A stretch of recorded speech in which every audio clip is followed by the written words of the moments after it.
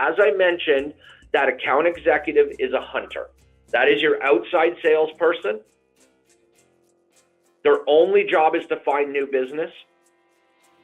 They are typically 100% coin operated. You pay them well, they will go find you the business. They find you the business, you generate more recurring revenue within your organization, and your valuation as a service provider goes up.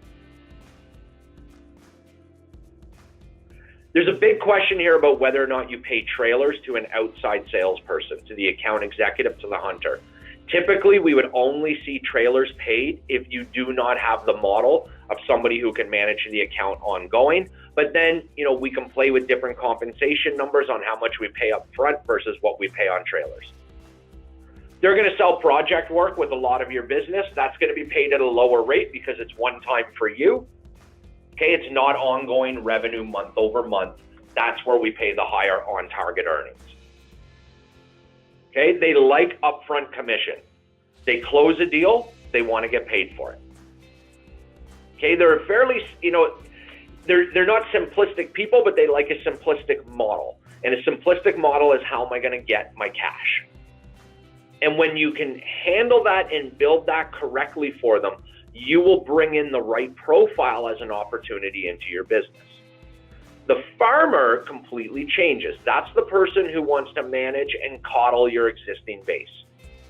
They're going to work off of trailers. They may get a small percentage of the upfront commission if they're involved in the deal, but if not, they're going to get paid a percentage of the monthly recurring revenue on the contract, ensuring that they're maintaining and managing that. Then they as well get compensated for finding upsell, cross-sell opportunities that you target them on. Because we don't typically sell a net new customer with every single service that they need. Okay, so you're going to have to build different metrics and a different model for the farmer. But that might be the person who's going in and selling, after the initial contract signed, more project work, or selling additional services. Maybe initially you just picked up a monitoring contract. Now they're going to go in and sell some of the preventative maintenance. Maybe they get some backup services, some security services, and they're adding to the book of business, and that's their job. So as that monthly recurring revenue amount increases, their book of business increases. And then again, we've already talked a lot about inside sales because we believe it's so critical, but their only job is to dial. Okay, they don't make coffee, they don't plan parties, they don't do events, they dial. Okay, and they are comped based on the amount of meetings that are booked and that actually go off. And the reason that they're comped on the amount of meetings that actually happen, because if not, you don't want them putting fake bookings in.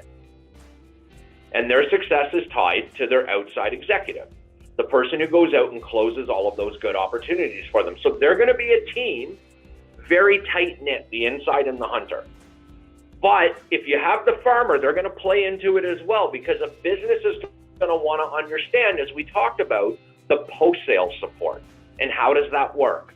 So when you have the three, or when you eventually build to the three, you will have a very high value, high margin, high success rate sales model within your organization.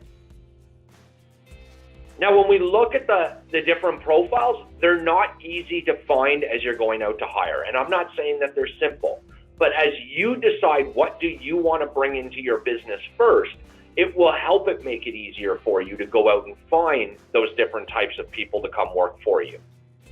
Okay, a lot of people believe that the first person that they should hire is a director of sales. But if they have nobody to direct, why do we own or hire a director of sales? My view is the first person, if you do not have a sales team today, that you should hire is an inside salesperson to book calls for you as the business owner. Get them to drive the leads for you. And as you see the pipeline fill up, then you can start to look at the hunter profile. And as you see your general book of business grow out, then you can look at the farmer profile. If today you have a very large book of business, you may need to start with an inside and a farmer. Okay, and we can help you analyze that based on where your organization sits today by working with your channel specialist. And we have a lot of different areas where we can support you in building out a sales process, building out your sales metrics, and building out the type of profile of people that you should bring in, or should you expand, or so forth. I mean, don't get me wrong. Sales is not this simple, hey, I go out, I hire one of these profiles, and I'm going to see instant success. It's not. Okay, in your first few hires, you're probably going to struggle with getting the exact right profile. Why? We're salespeople, we sell ourselves well. But you can look for some key indicators in some of these profiles. For a hunter, look for somebody who has sold services. Okay, not necessarily hardware, because they're used to selling something where they can show something flashy. When we sell managed services or security services or something along those lines, it's intangible. On the farmer profile, we want to look for somebody who's done account management before, okay? That they can give you the references of existing customers that they talk to who would hate to lose them as their account manager. Okay, that will help you start to weed out different people that may not be a fit. And then inside sales, have they done it before? Are they scared to get on the phone? Through the interview, maybe you have them do a remote pitch to you or to a few prospects and see how well they do. So you can put some tests in place during your interviews as well too, and really start to define, do I have the right profile of person that I'm looking for? And then above all else, will they fit the culture of your organization? They have to fit within the culture. If not, they're not going to work well with all of your other departments, because you have a whole engineering team that has to go implement this, so they have to work well with the salesperson.